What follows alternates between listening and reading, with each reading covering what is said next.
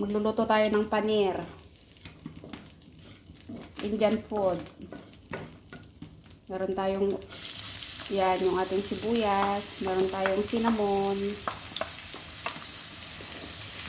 bay leaves, at saka cardamom.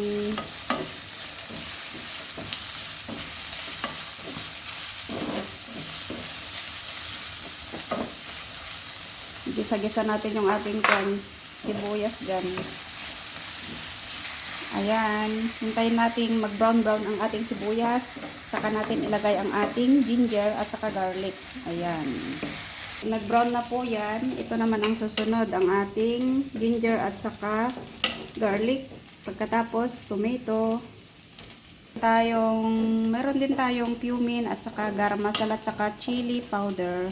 At saka ito na po yung ating paneer. Ito yung ating paneer. Mamaya po.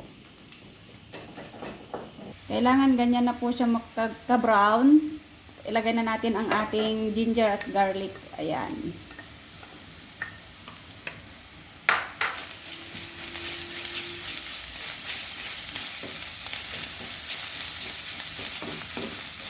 O ganito na siya. Ilagay natin ang ating tomato. Ayan. Nakakasarap po.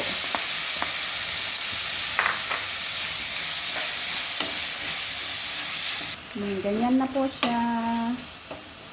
Oh, ayan na siya. Lalagay na natin ang ating chili.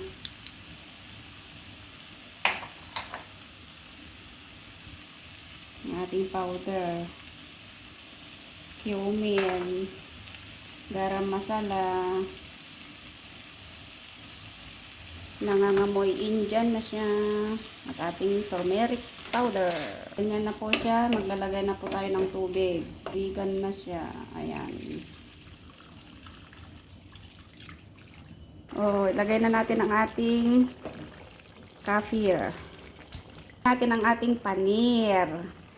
Joke lang yun mga lods kasi kwan. Ayan. Excited lang ako makatikim ng bagong recipe ng paneer. O, diba? Tapos, pang timpla natin ay salt. Ayan. Yun kasi kanina kefir lime yun. Ayan, di ba? Konting halo-halo lang. Ayan, mga ilang segundo lang. Luto na yan. Pwede na tayong mag-lunch. Ayan. Ito na nga siya. Ilagay na natin ang ating coriander leaves. Ayan po yung ating pampalasa sa sarap ng pagkain. Na ito yung paneer. Ayan, di ba? Ang sarap-sarap. Ang sarap-sarap. O, di ba? Kain na tayo mga idol. Happy lunchtime po.